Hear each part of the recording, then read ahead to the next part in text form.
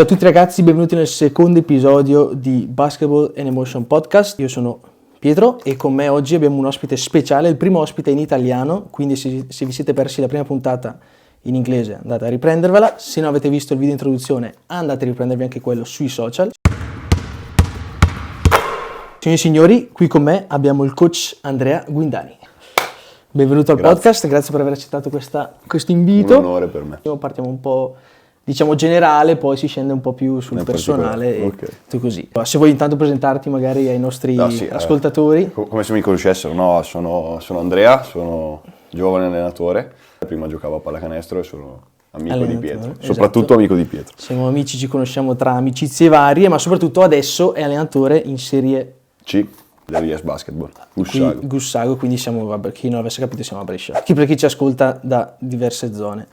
Comunque, quindi prima domanda di rito che faccio è, quando è che hai iniziato a giocare a basket e il primo ricordo che hai quando pensi al basket? Allora, da giocatore ho iniziato piccolino, ho iniziato mini basket ed era dopo scuola, quindi diciamo che il primo ricordo del basket vero ce l'ho con le partite di Kobe Bryant. Okay. Cioè a televisione guardare le partite. Ho iniziato a giocare a basket in realtà per caso, perché un mio amico di scuola voleva andare a fare sport dopo scuola, avevamo il basket nella palestra della scuola, abbiamo detto ma sì dai, iniziamo. Un po' per caso, poi il vero ricordo ok, mi piace il basket, è partite di Kobe Bryant alla televisione. Ok, quindi abbiamo un fan di Kobe. Assolutamente sì. Come più o meno tutti. Quindi l'età più o meno ti ricordi? Sì, erano seconda elementare. Ok, quindi sarà stato 5-6 anni più o meno. Sì. Più o meno siamo lì. Allora, quindi adesso facciamo un piccolo recap, passiamo un po' di vari step che hai avuto nella tua carriera da giocatore e poi passiamo ovviamente a quella da allenatore. La prima domanda che ti faccio è come eri come giocatore? Quindi se eri uno tranquillo, eri uno che faceva casino, eri silenzioso? Okay. No, allora, la prima parte da piccolo molto tranquillo, un ragazzo in generale anche come persona timida, quindi abbastanza stavo nel mio, mettiamola così. Okay. Poi quando sono iniziati i campionati, diciamo, under 14 in su, quindi iniziava la competizione vera, sono uno molto competitivo, ho iniziato a alzare la voce, tra virgolette. Sì, un pochino più rompiballe con me, con gli altri. Un po'. Ok, quindi di conseguenza ti chiedo, il rapporto con i tuoi allenatori, com'è che erano? Ma allora, anche qua all'inizio benissimo, nel senso che proprio veramente all'inizio mini basket, così era proprio per passare il tempo, quindi mi trovavo bene, mi divertivo, eccetera. Poi, ripeto, quando è iniziata la competizione, chiaramente, essendo uno molto competitivo, anche con gli allenatori, non sempre idilliaco, però no, devo dire che ho grande rispetto per tutti gli allenatori che ho avuto. Ce n'è qualcuno che proprio ti ha fatto avere uno switch anche a livello di mentalità? Sì, diciamo che che è quello in cui ho iniziato a capire che la pallacanestro mi piacesse molto, era nel momento in cui era la seconda media. Quindi si passa dalla fine del mini basket agli under, esatto, poi esordienti, adesso non mi ricordo. Ok. E quello è il primo allenatore vero che ho avuto, quindi non ero un istruttore di mini basket, il primo allenatore che poi è quello che mi ha portato. Ti ha accompagnato, per diciamo. I primi 5 anni mi sembra che l'ho avuto. Quindi c'è da specificare che Guinda, tu hai anche fatto le giovanili al Brescia, giusto? Se non sbaglio. Sì, ho fatto sì, allora perché erano i primi anni di pallacanestro Brescia, che al tempo si chiamava Basket Brescia Leonessa. Erano i primi anni in cui la società era passata in A2 e avevano bisogno di giovanili eccellenza. Loro non avevano giovanili eccellenza, quindi avevano preso il progetto delle società dove eravamo noi e avevano preso quella squadra e avevano spostato la squadra, quindi sì. E lì com'è che ti sentivi? Cioè, sapendo sentivi una specie di responsabilità o... Ma sì, diciamo che giocare per le giovanili di eccellenza, che sono quelle a livello più alto che c'è qua in Lombardia, delle giovanili, ma anche in tutta Italia in realtà, e sicuramente è un grande senso di responsabilità, nel senso che sai che una delle tue priorità nella vita è la pallacanestro, oltre alla scuola, appena dopo c'è il basket. E quindi sicuramente è un senso di responsabilità. Poi ti dico, quello secondo me lo capisci col tempo, i primi anni tu giochi perché ti piace. Giusto. E quindi che sia fatica, che sia impegno, sacrificio, lo vedi il giusto, ecco. Ok. Il ricordo più bello che hai, nel senso a livello di vittoria, se hai vinto qualcosa, sei arrivato a un passo da qualche finale? Ok, allora sì, il ricordo più bello forse, ti dico, per quanto riguarda le giovanili, quando abbiamo vinto il campionato Under 15 che era regionale non eccellenza, Ok. e quello che adesso si chiama, penso Gold, non so come, Sì, non so come fosse, e abbiamo vinto, praticamente noi eravamo Under 14 eccellenza e facevamo l'Under 15. Ok. Quindi facevate Provinciale. quelli... Facevamo il doppio campionato Ok, e abbiamo vinto il quindi campionato sopra, non eccellenza. Ah. Quello lì è stato il primo campionato Sì, vinto, sì, che sì, al sì, di là del fatto che sia un campionato un po' così. Sì, sì, sì, sì. E tipo a livello invece di, ad esempio, e partivi da titolare o sei sempre partito a In panchina? realtà O un po', dipende un po', sì. Ok. Sì, non è che fossi un grande, cioè, No, non lo saresti so. andato avanti a giocare, nel senso no. C'hai ragione pure tu. Però Sicuramente. dico, se ad esempio partivi dalla panchina in una partita importante, Sì. com'è che ti sentivi? Non è che te la facevi un po' sotto, sentivi qualcosina Sì, o no, cercavi allora di... ero uno molto, sempre per la questione della timidezza, che all'inizio delle partite ero abbastanza, cioè sentivo molto Sì, la sì, partita sentivi da un la- punto di vista giocato, più per dover fare le cose, far vedere ai miei compagni e al mio allenatore che sapevo fare le cose, quindi un po' di... Ti lasciavano margine di errore o facevi un errore e ti Sì, mandavano allora, subito? ripeto, i primi anni sì, nel senso che finché sei più piccolo c'è più spazio, eccetera. Chiaramente più sali di livello, più sali di c'è età, meno spazio hai, ma penso che sia giusto così, soprattutto se fai un campionato competitivo. Ok, sì. Quindi sì. Direi di sì. Allora, adesso quindi passiamo diciamo un po' più sulla parte da allenatore e ti chiedo, quando è che hai capito che poteva essere quello switch da giocatore a allenatore? Allenatore. Allora, no, ho fatto gli ultimi anni in cui ho iniziato le senior da giocatore, Ok, in cui comunque a me piaceva stare con i ragazzi, quindi avevo uno degli allenatori che mi allenava che mi ha detto vieni a farmi da assistente con le giovanili, ho detto ma sì dai iniziamo, e lì il primo periodo è stato quello, cioè andavo in palestra, facevo magari prima del mio allenamento aiutavo ad allenare i ragazzi ai giovanili, avevo 18 anni quindi... ok, quindi fresco. Sì, in qualche anno ho fatto la tessera, perché qua in Italia serve chiaramente la tessera Tutto il per processo che poter fare, serve. esatto, il primo anno. Da lì poi, quando sono andato a giocare a Lumezzane, Ok, ho fatto l'ultimo anno da giocatore, diciamo il penultimo anno da giocatore a Lumezzane, che facevamo la C-Silver. Lì già allenavo le Ok, quelli giovanili più anche da capo allenatore. ok. Quindi E ti avevo- ricordi prima di iniziare il primo allenamento come ti sentivi? Da allenatore? Sì, Oddio. No, allora, i primi allenamenti veri non me li ricordo, nel senso che è stato molto un processo graduale con le giovanili Ok. dove ero a Roncadelle, quindi giovanili Ok. provinciali, con i ragazzi è stato molto graduale, magari facevo già degli allenamenti da assistente, però li facevo come se fossi il capo allenatore, ok, quindi è quindi stato ti molto davano già graduale. un po' di Ti dico, i responsabilità. primi allenamenti con le senior, quelli me li ricordo. Ok. Nel senso che anche da assistente nella senior è diverso, cioè nella senior tu hai i giocatori che... Sì, sì. la Poi prima quello cosa ci che arriviamo fanno, dopo, ok. così ci spieghi bene anche lì. I tuoi idoli che furono, diciamo, che hai ancora adesso, magari che ammiri a livello di allenatore? Come allenatori? Allora, Italiani e non ce ne... allora, diciamo, quello che il punto di riferimento un po' sono per video visti, partite viste, quelle meno, però soprattutto video e libri, Coach K, Ok. allenatore di Duke. Duke, ex Ma più allenatore che di altro per tutto quello che ruota intorno alla pallacanestro, non solo, Non solo sul campo, ma anche a livello- tutto quello che di gira progetto che rispetto a quello che c'è. Poi, vabbè, ti dico, come allenatori cioè italiani, sono gli allenatori, diciamo, più, più vincenti, che sono vabbè, Messina, Scariolo, Banchi, Trinchieri, sono quelli che guardi, ma che guardi Clinic, vedi, ma non ho mai avuto una possibilità di vederli direttamente, Sì, però ti dico da interviste, Clinic, partite così, quelli sicuramente. Poi ho avuto l'opportunità, iniziando ad allenare le giovanili nel settore giovanile di Brescia, di vedere gli allenamenti di Magro, e chiaramente con lui c'è sicuramente una parte delle idee arrivata anche da lì. Cos'è secondo te che fa la differenza tra un allenatore, diciamo, medio e quello proprio top? Ma sempre parlando di livello professionistico, Sì. dici?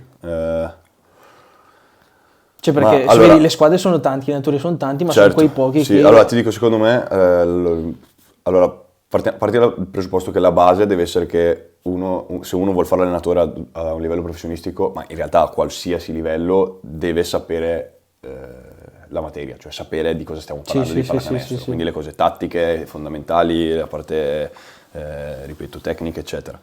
La differenza vera secondo me la fa al giorno d'oggi la capacità che ha un allenatore di essere leader della squadra. Ok. Quindi la capacità di relazionarsi con i giocatori, la capacità di costruire un gruppo, costruire un sistema. Quindi conta comunque il lato, diciamo, della materia, ma adesso inizia a contare di più anche l'aspetto umano? Sì, per quello il sicuramente, giocatore. è di gestione proprio, cioè la questione del fatto che tu ormai non sei più solo ed esclusivamente com'era, io adesso chiaramente non lo Sì, so sì, perché sì, non ho la sì, percezione sì, sì. diretta, però il fatto di racconti ti dicono che una volta era io sono allenatore, tu sei giocatore, tu fai quello che ti dico io, a me non me ne frega Basta, nulla. sì, sì, sì, sì. Adesso non è così, cioè se lo fai con i giovani, ma anche con i professionisti del giorno d'oggi, non puoi ottenere veri risultati. Quindi il modo di allenare è un po' cambiato, è proprio una gestione della risorsa umana che tu hai. E Ok, quello secondo me ok. fa molto la differenza, perché poi, ripeto, più vai ad alto livello, più le capacità tecniche e tattiche,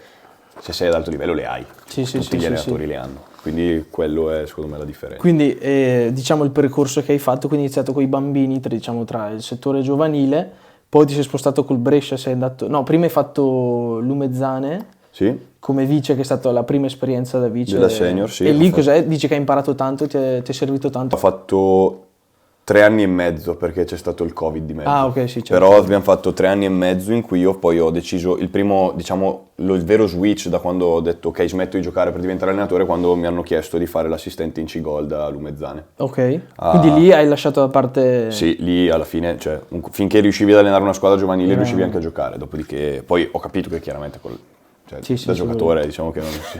Hai voluto cambiare, diciamo, Esatto, stare su cioè, quella strada lì. sì, sarebbe stato un divertimento bello, però finiva E, lì. e quindi l'ultimo anno che hai fatto lì avete vinto la... Abbiamo vinto il campionato, allora era un campionato particolare perché cambiavano tutte le varie formule, adesso non sto qui a dirti, però sì abbiamo vinto la C-Gold, siamo andati in interregionale. Ok, E questi 3 anni, ti dico, 3 anni e mezzo con l'allenatore che c'era che è Massimo Bianchi, che, diciamo cestisticamente parlando è cresciuto a Reggio Calabria ok. e allenato a livello più alto, A2, a Serie A, eccetera, e per me diciamo è stato quello che mi ha un po' svoltato, nel senso mi ha fatto capire che io volevo provare a fare questo di esperienze. lavoro.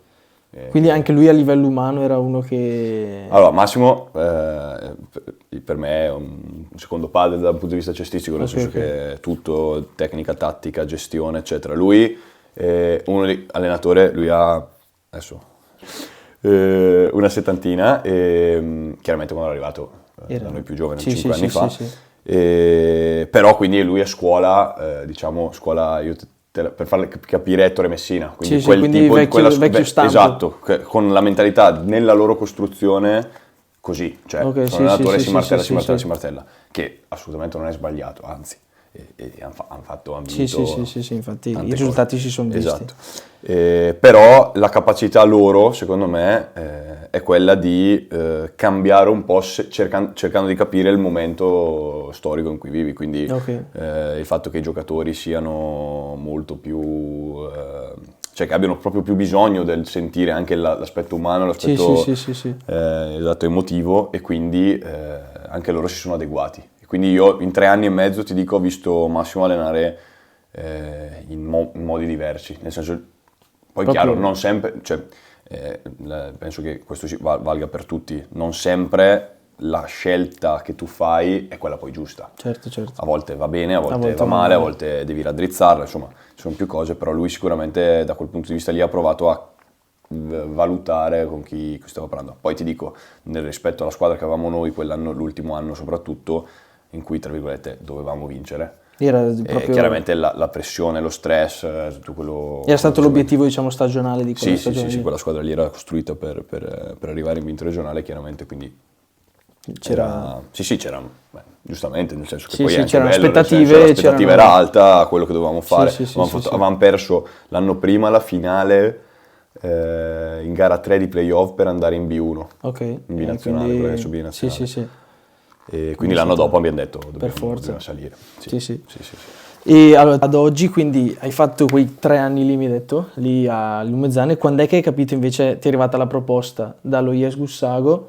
E voglio capire un po', cioè, com'è che era lì, com'è nato, diciamo, l'idea poi di provare a diventare capo allenatore di una squadra senior, giustamente. Ma allora, secondo me, allora, da un certo punto di vista, se tu parti volendo allenare, al di là che poi tu faccia l'assistente o l'allenatore, l'ambizione di comunque provare a fare il capo allenatore, secondo me ce l'hai. Nel senso che una volta che capisci che la tua volontà è quella di provare ad allenare, ce l'hai. Fermo restando che ti dico, secondo me fare l'assistente è più bello. Nel senso, cioè hai meno responsabilità da un punto di vista esterno.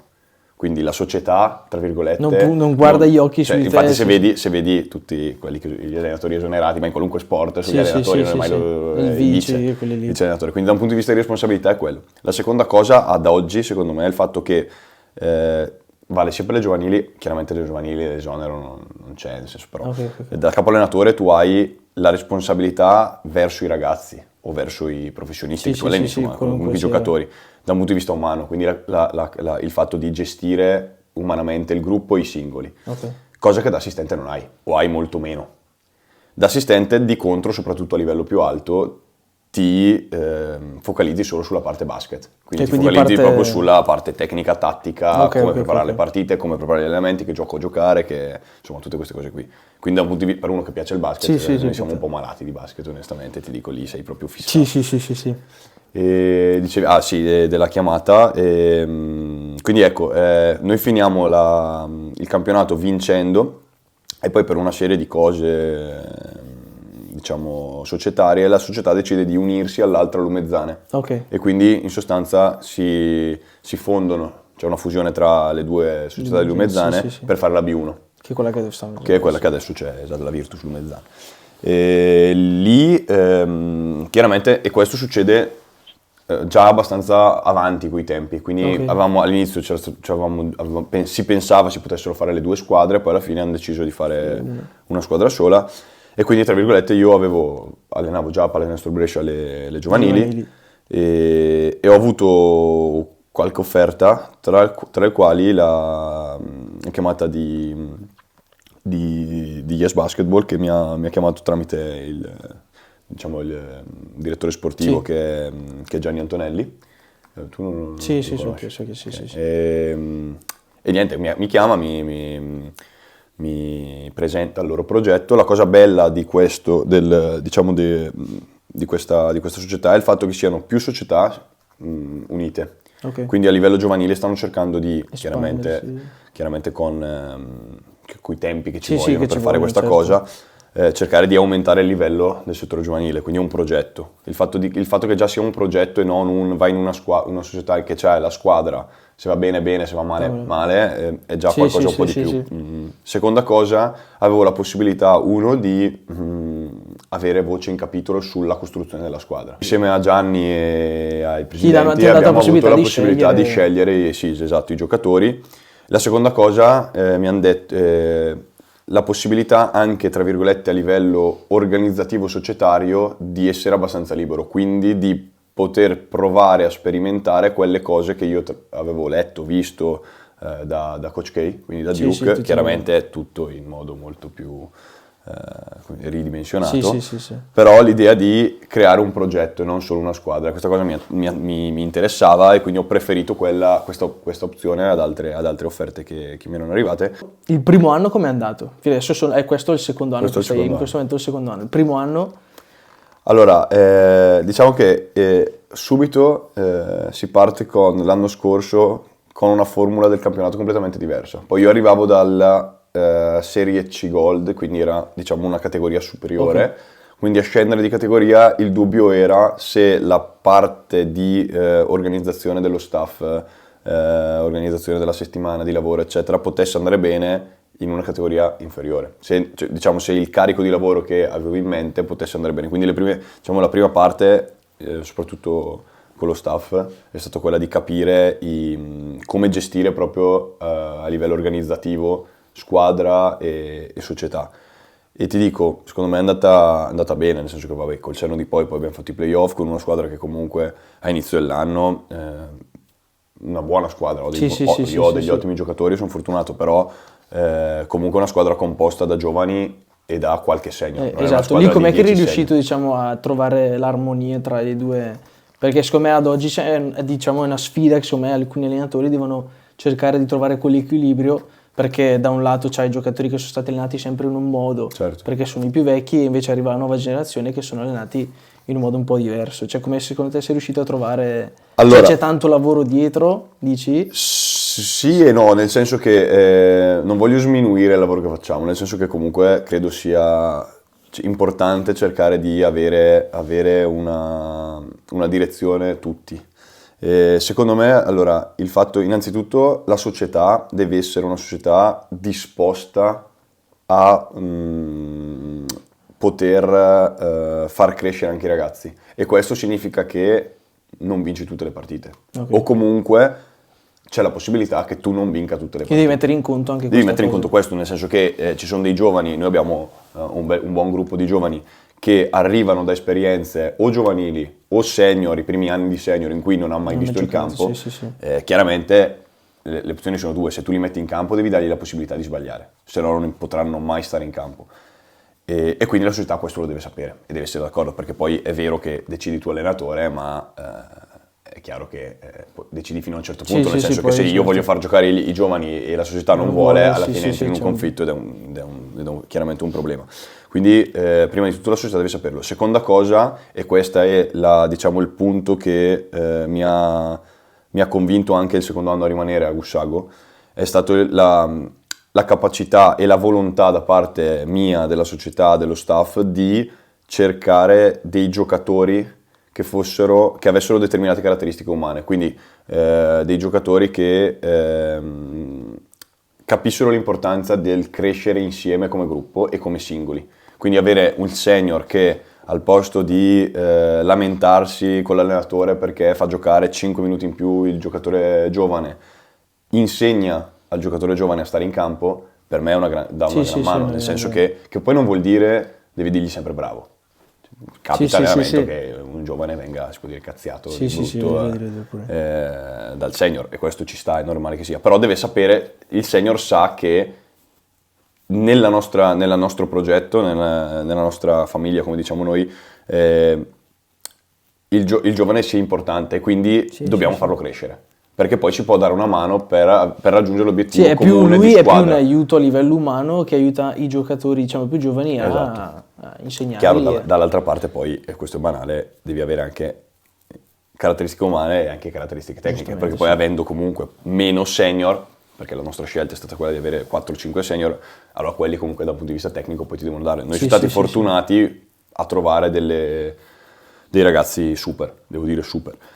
Che poi, ripeto, non vuol dire che c'è sempre rose e fiori tutti i giorni. Esatto, certo. Assolutamente, però devono sapere tutti che la direzione è quella. Quindi, tornando alla domanda iniziale, che abbiamo un po' divagato, tanto ci ricolleghiamo. Il primo anno secondo me è andato bene da questo punto di vista, cioè nel senso che abbiamo creato un gruppo, abbiamo creato una mentalità di squadra, abbiamo creato un'identità e abbiamo creato un sistema di gioco che non è che l'abbiamo inventato noi, però avendo delle determinate idee siamo riusciti a far diciamo, crescere sia i giocatori più giovani, sia far stare bene i giocatori più quindi proprio sei riuscito a trovare l'armonia tra i due. Sì, devo dire di sì alla fine. Poi chiaro, c'erano squadre più forti. Sì, certo. Ovviamente, però... È finito così. E secondo te cos'è che, diciamo, visto adesso la prima parte di stagione è stata un po', diciamo, piena di alti e bassi rispetto a quella dell'anno scorso, di inizio di stagione? Sono due facce della medaglia totalmente diverse. Sì, allora, un po' anche il fatto che, ti dico, l'anno scorso tanti eventi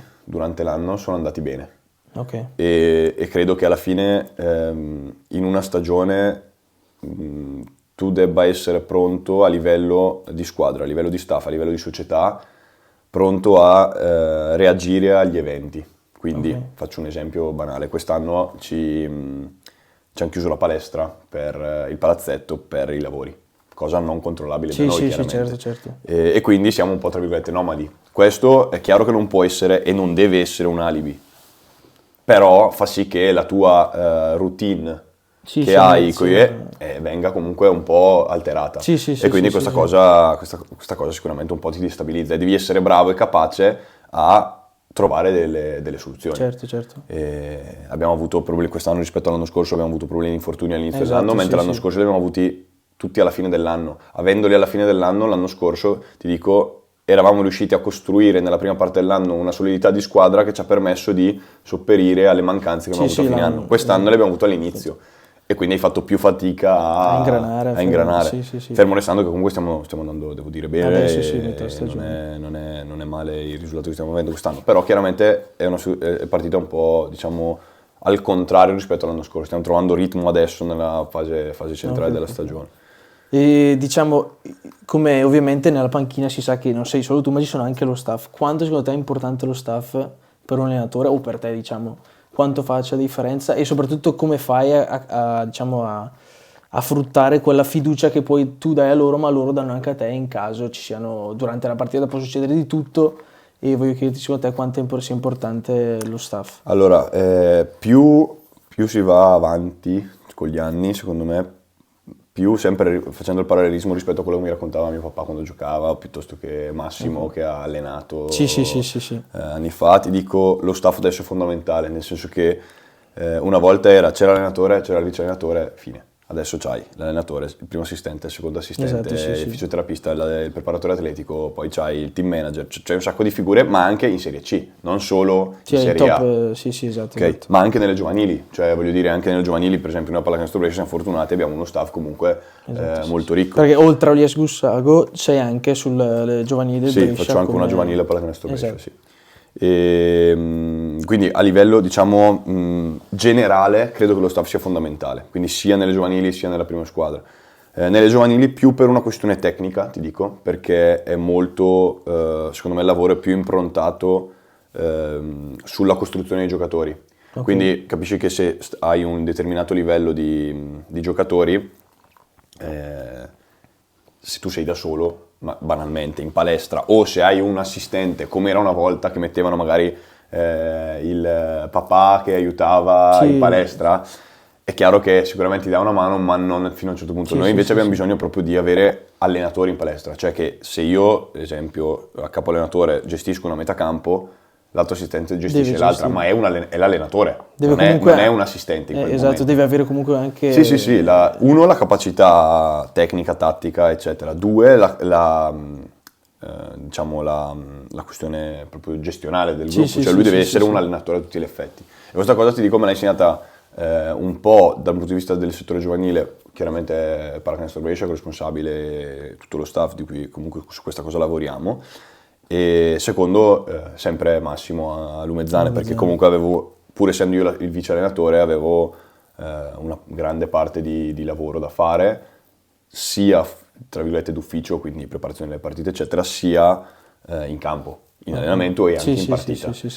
Quindi questa cosa ti dico, io l'ho riportata, poi ti parlo della prima squadra, diciamo che vale lo stesso i ragionamenti anche con il settore giovanile, a parte la parte di preparazione della partita, che quella nel settore giovanile è molto inferiore. E lì ti dico, secondo me è importantissimo il fatto che ogni componente della squadra, quindi giocatori, società e soprattutto assistenti, si sentano coinvolti e importanti. E quindi il fatto che loro sappiano di avere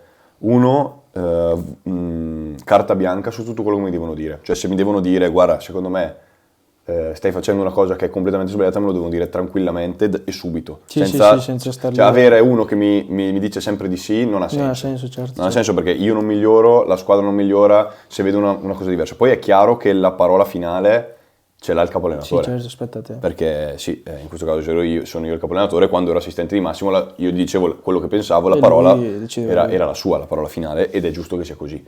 Però tutti devono sentirsi partecipi e liberi di dire quello che pensano.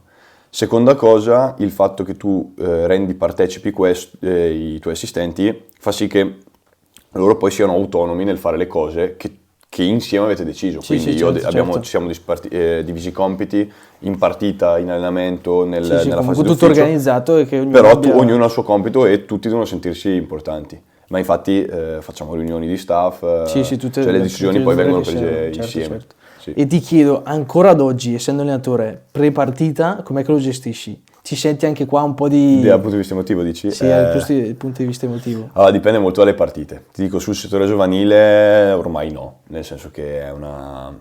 diciamo, è più un piacere andare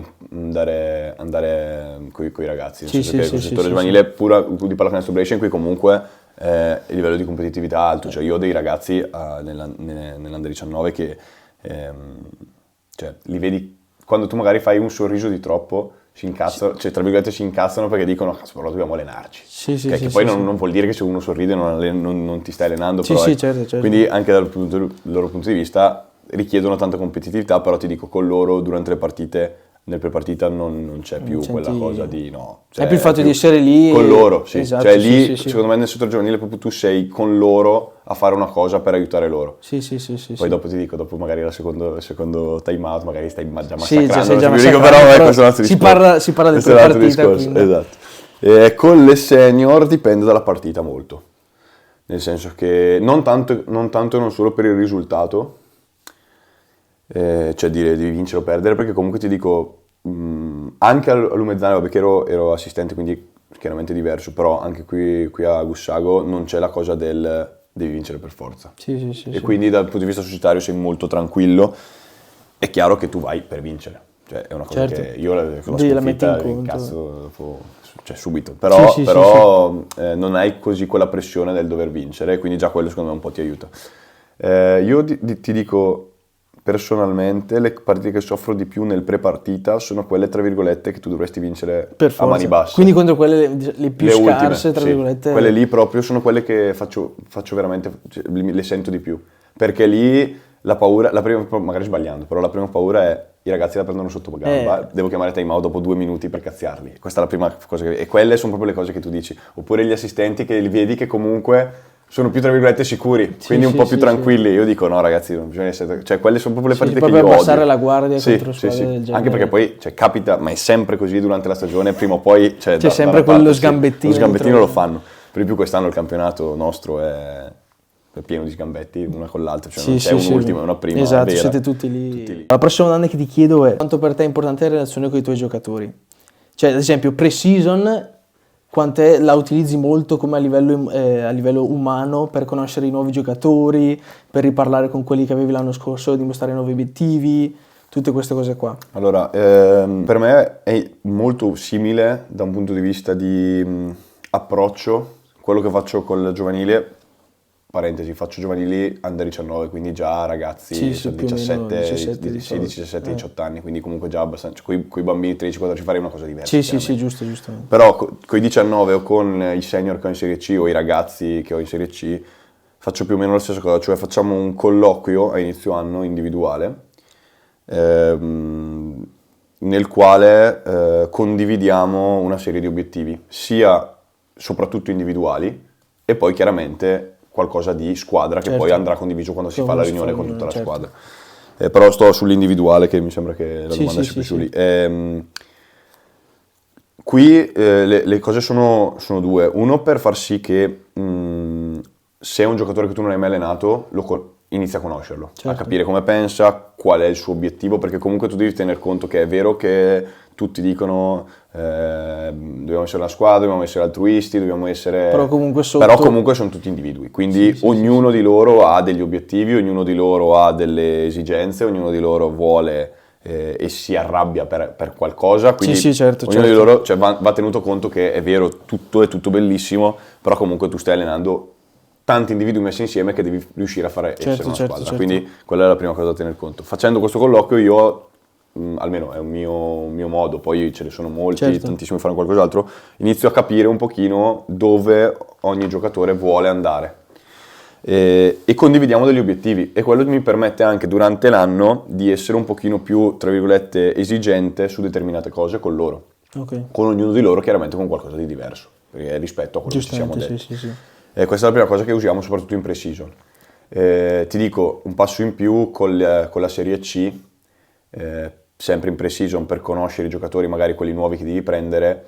Uno, classico, chiedere ad altri allenatori che magari hanno già allenato, di conoscenza. Però di quello mi fido fino a un certo punto, nel senso che per quanto tu possa... Cioè, esempio, ho una fiducia grandissima rispetto a un altro allenatore, che mi dà un suo parere. Poi però io non sono quell'allenatore, alleno in un modo diverso, ho una emotività diversa. Devi prenderla sulle pinze, diciamo. Sì, quindi ogni relazione con ogni giocatore, c'è magari un giocatore che per te è uno stronzo, per me è il giocatore perfetto, e viceversa. Quindi anche quello è da prendere sulle pinze, però comunque sai, se in 5 ti dicono no, questo è inallenabile, allora probabilmente un allarme ti viene. E poi, ecco, parlare anche prima diciamo, contrattualizzarli Certo. con i giocatori e quindi capire anche lì quali sono i loro obiettivi, quali sono le loro esigenze, eccetera. Poi fai il colloquio e dopo il colloquio, secondo me, devi instaurare un rapporto con loro che sia un po' unico. Quindi il fatto di, non so, ad esempio, riscaldamento, prima dell'inizio dell'allenamento ci troviamo lì ai giocatori senior, magari come va con l'amorosa, come va, Sì, come va al lavoro, eccetera, con i ragazzi, come va a scuola, come Università. con i giocatori più piccoli, come va in famiglia, cioè renderti partecipe e far capire a loro che comunque ti interessa Sì. quello che è la loro vita extra al basket, secondo me quello un po' ti aiuta per entrare in empatia con loro. Poi penso anche che tu non possa essere, diciamo, perfetto con tutti, Sì. però secondo me quello nella grande maggioranza dei casi ti aiuta, anche perché devi sempre tener conto che se un giocatore è lì, lo fa perché ha passione, ha voglia e si Certo. impegna ed è un sacrificio per lui. Nelle giovanili, per esempio, io ho la fortuna di allenare una squadra selezionata, comunque Sì. sono giocatori, cioè, fanno dei sacrifici. Nella senior, per la senior che alleno io, comunque i giocatori magari anche pagati, eccetera, lo fanno e lo reputano in un certo modo.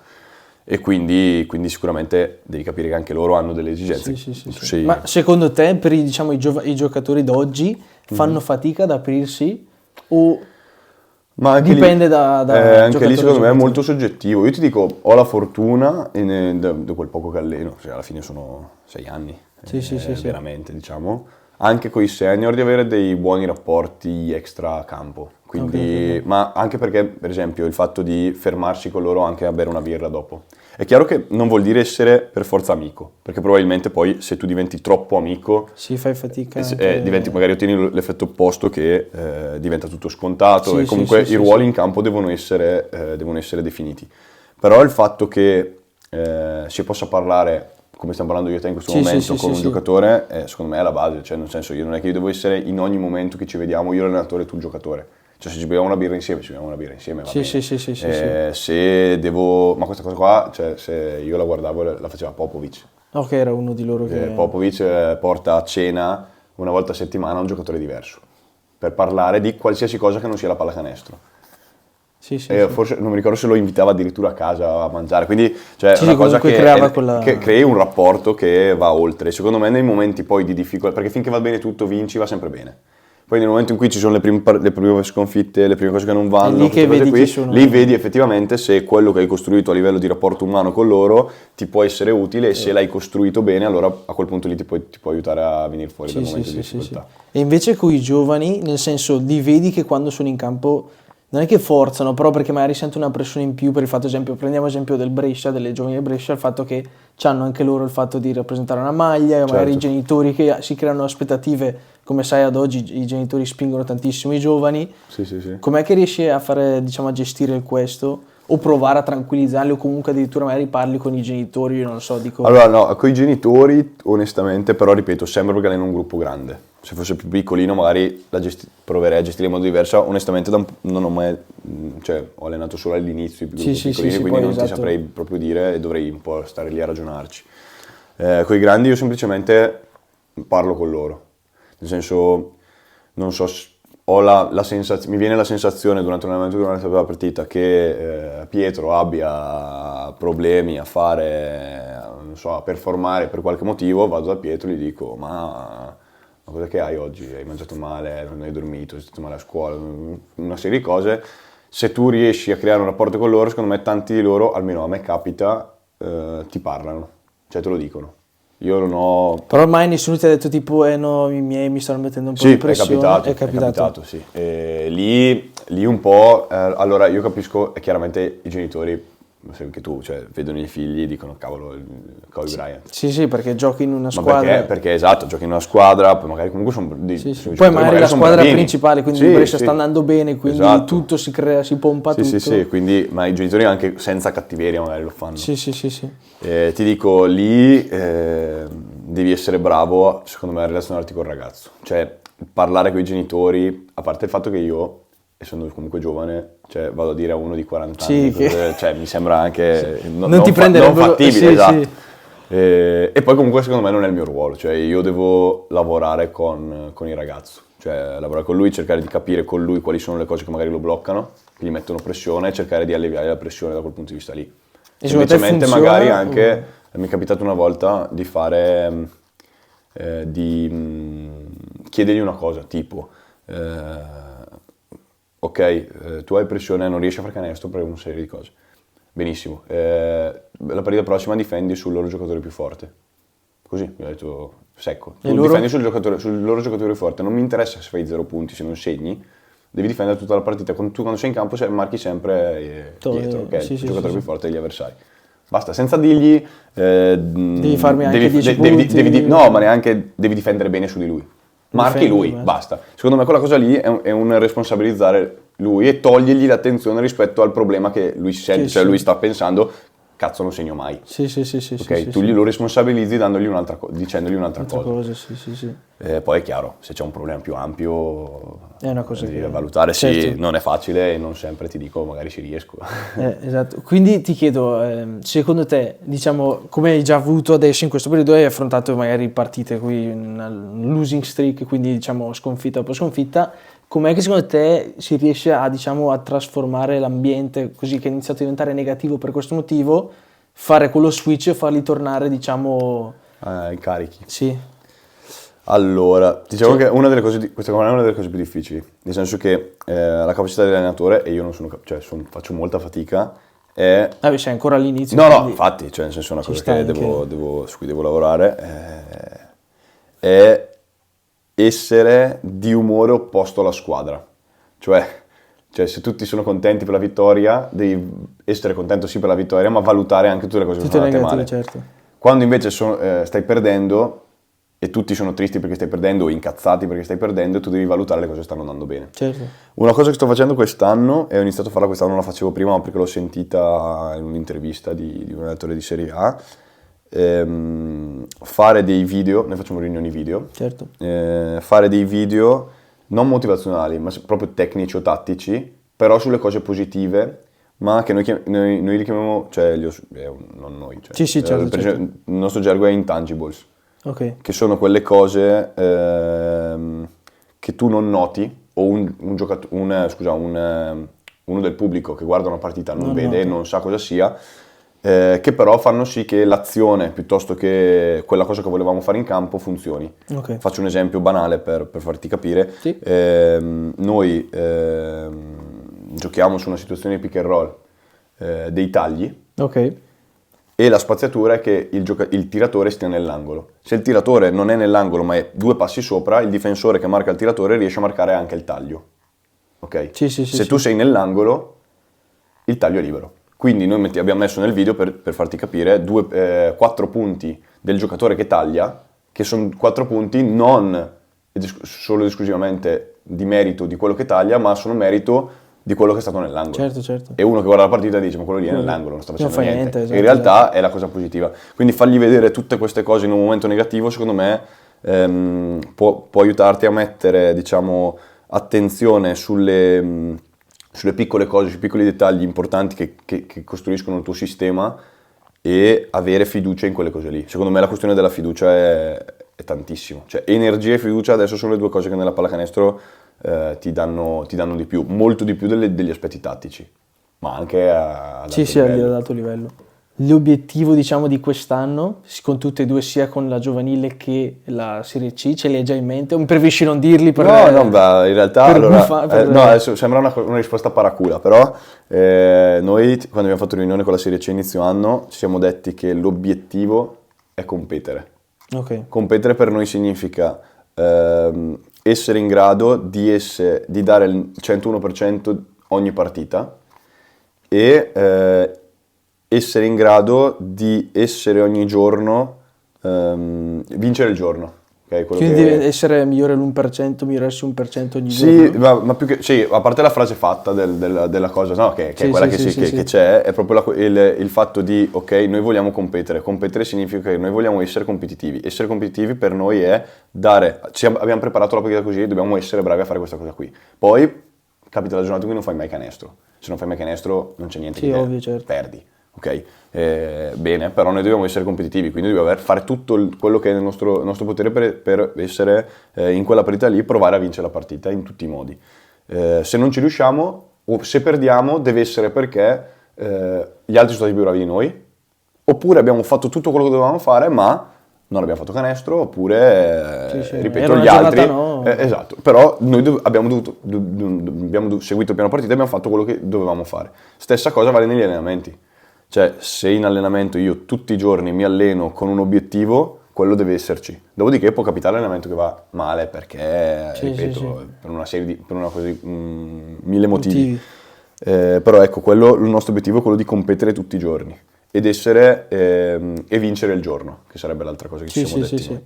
E invece Per quanto riguarda i giovanili, secondo l'obiettivo che ci siamo dati di squadra è quello di arrivare più in là possibile nel tabellone finale, perché l'anno scorso io avevo una parte di questi ragazzi degli Under 19 che ho quest'anno che facevano l'Under 17, io allenavo l'Under 17 l'anno scorso e con loro abbiamo vinto il campionato regionale, che è quello che poi ho vinto da giocatore in passato, però è quello lì, che non è l'eccellenza, però ecco. È chiaro che secondo me il rischio qual è? Che se tu dici ok, l'anno scorso abbiamo vinto, dobbiamo vincere anche quest'anno, cioè, puoi solo fare peggio. Sì. E mettere un obiettivo che puoi solo fare peggio, cioè secondo me è molto, come dire, abbatte il lavoro che fai durante l'anno. E secondo me nelle giovanili invece devi riuscire, e non sempre ci riesco, e secondo me è la cosa più difficile, a dare sempre fiducia e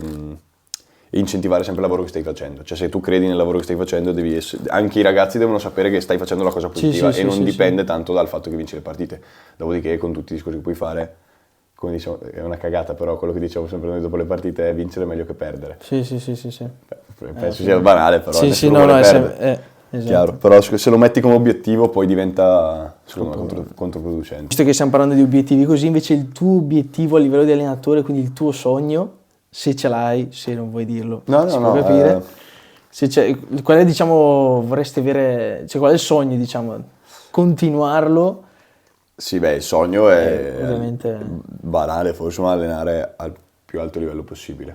Quindi fare di questo un lavoro e far sì che possa essere al livello più alto possibile. Certo. Qual è il livello? Non lo saprei dire, nel senso che se tu mi dici sono in NBA, l'Eurolega, la Serie A, non lo so, cioè il più alto livello possibile che mi possa permettere di essere A, felice, B, fare la cosa che mi piace e quindi lavorare di quello che mi piace. Questo è il sogno.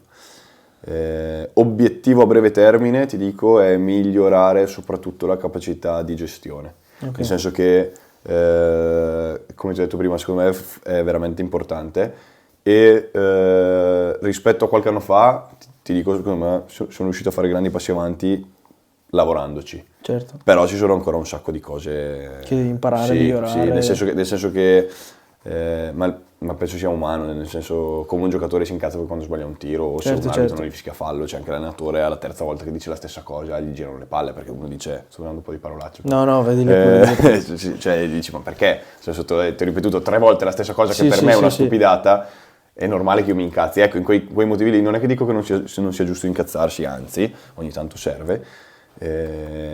Però saper gestire, capire bene cioè riuscire a fare questa cosa con discrezione sempre e avere la lucidità sempre per farlo in qualunque momento, questo secondo me è l'obiettivo a breve termine su cui lavorare. Okay.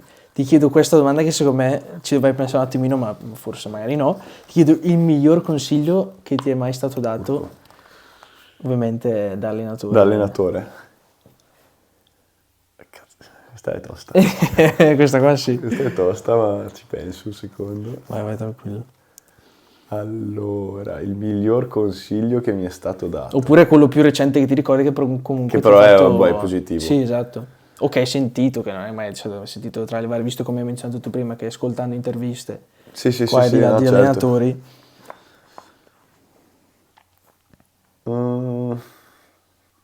Allora, quest'anno abbiamo avuto un americano a inizio anno con la Serie C, che tu hai conosciuto. Certo, l'ho conosciuto. Poi lui per una serie di motivi non ha potuto star qua a giocare con noi. E io con lui ho legato molto e mi ha detto una volta, dopo un allenamento era, in cui un allenamento non Sì, andato sì. bene, mi ha detto che io stavo parlando con i miei assistenti e lui, dicendo, non potendo giocare, veniva sempre lì a fare il Sì, colloquio sì, finale con gli guarda, sì, sì, assistenti. sì. Io dico agli assistenti una cosa come, qua dobbiamo cambiare questo modo di fare la cosa, cioè, ma da un punto di vista metodologico, non, Sì, sì, sì, non sì, della sì. situazione in sé. E lui mi dice, no, guarda, secondo me no, se tu ti senti te stesso a farlo e a dirlo così, devi farlo così. Nel senso, non cambiare il tuo modo di allenare e il tuo modo di essere, perché se tu fai una cosa finta, i giocatori lo capiscono e non è più forte. Quindi piuttosto una cosa che magari in quella situazione lì è meno giusta, però essere te stesso. E questa cosa qua me l'ha detta lui ed è una Bello. cosa... Molto molto bello. Sì. Profondo. Sì, profondo, esatto. Bello, bello.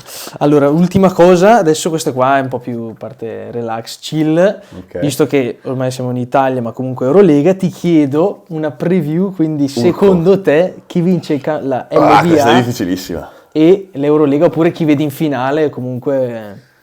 Allora, LBA non posso dirlo perché se dico una squadra Certo. che non è Brescia mi C'hai tagliano. ragione. No, Oppure scherzo. è una squadra che ti ha No, sorpreso? no, scherzo. Allora, io spero LBA, spero che chiaramente Pallacanestro Brescia, Certo. lavorando nel settore giovanile.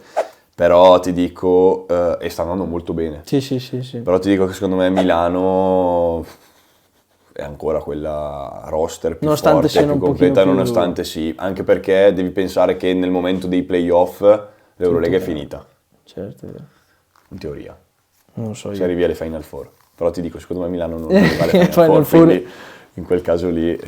Però secondo te quest'anno non sarà più come la classica storia Milano contro Bologna? No, ci sono più squadre che possono... Quest'anno è diverso, Sì, è secondo un te? un po' più complicata, perché comunque la stessa Brescia, Trapani, che comunque è una società pazza, però è una società che... Sì, sì, sta dimostrando. Che sta dimostrando di poterci stare, insomma, tante cose che sì, tante squadre che potrebbero mettere dei bastoni tra le ruote, però ti dico, così proprio, ti dico ancora Milano. Ok. Invece Eurolega? Spero di sbagliarmi che vinca Brescia, così Sì, siamo non ci tutti siamo mai. contenti. Dai, Però guffiamo. Eurolega... Allora, Ataman ha detto che hai presente Ataman? No, non so chi sia. L'allenatore del Panathinaikos. Ok. Ha detto che, non mi ricordo per quale motivo, lui era successo in passato che aveva detto, ok, allora e lui era l'Efes, ok, noi vinciamo l'Eurolega 3-0 E andiamo. e questa serie 3-0 e vinciamo l'Eurolega poi. Una roba così, adesso non mi ricordo bene Sì, i sì, termini. la dinamica come... Comunque aveva fatto questa previsione e alla fine aveva vinto. Sto giro gli hanno, tipo, lui è sempre uno molto incazzato con Sì, tutti, sì, con ho la visto Lega, che- eccetera. E gli hanno squalificato un giocatore, adesso non mi ricordo chi. Era Kendrick Nunn, no? Sì, Nan, mi sembra. Ma una partita, dici?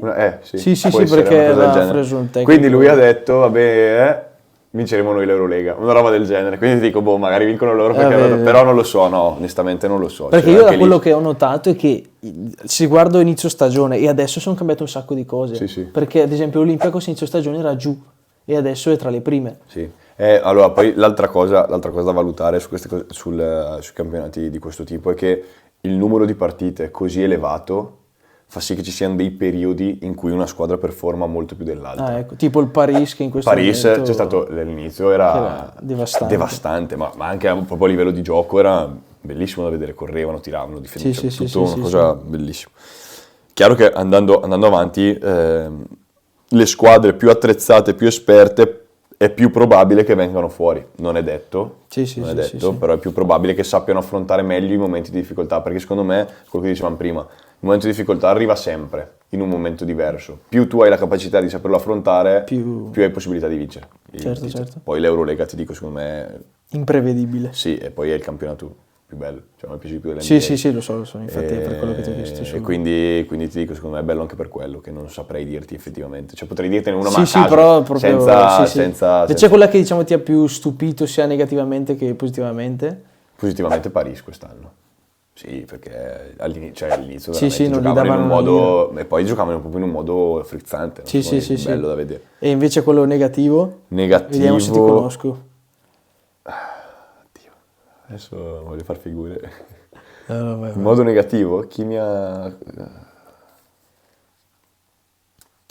Io ho un nome, però non so se va bene. Vai, dimmelo. Per me è il Madrid. Sai che ma allora però ti dico, io non sono un gran tifoso di Madrid. Neanche io. Vabbè, poi adesso che sei a Barcellona, esatto. cacchio che giustamente. No, ecco, sì, Madrid è partita malissimo.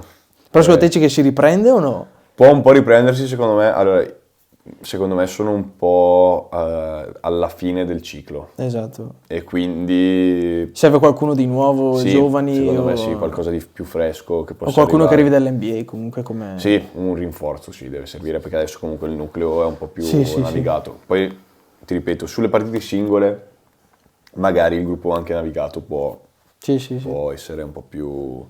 cioè l'esperienza serve, eccetera. Infatti una delle questioni anche che è molto imprevedibile è il fatto che non ci siano i playoff finali, ma ci siano le Final Four. Sì, Cioè, esatto. la formula delle Final Four è una cosa veramente imprevedibile. Cioè chi quella giornata lì performa meglio, anche perché se arrivi alle Final Four sei tra le 4 migliori Sì, d'Europa. sì, certo. Benissimo, quindi tutte hanno le carte per poter vincere e quindi è molto più imprevedibile. La cosa è bella. Sì, comunque Madrid forse. E secondo te perché, diciamo, le squadre italiane non sono così... diciamo, Performanti. Esatto. A Milano ti dico, secondo me è una cosa di quest'anno, cioè devi valutare un po' gli anni. Quest'anno su una squadra giovane, diversa, senza giocatori, senza tanti giocatori esperti dell'Eurolega, cioè hanno tanti giocatori nuovi.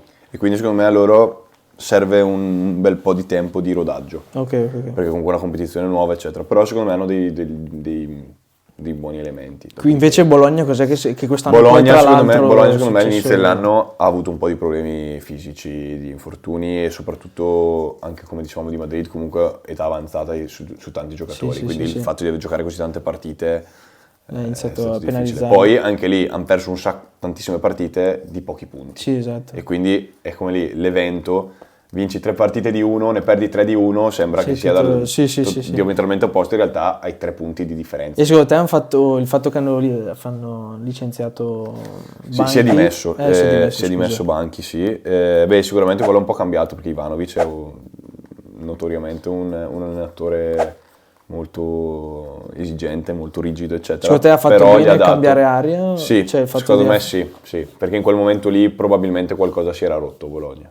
Poi sì. chiaramente ti dico, da esterno, Sì, poi non vedendola, sappiamo tutte le dinamiche che sono. Sì, però secondo me potrebbe aver fatto bene, anche perché la cosa positiva secondo me è il fatto che sia stato Banchi stesso e non sia stata la società esonerata. Certo. E questa è una cosa positiva. Va bene, allora prima di tutto grazie Guinda Grazie per a essere te. passato, Grazie a te. iscriviti, lascia un commento, lascia un mi piace e ci vediamo alla prossima puntata. Ciao! Ciao!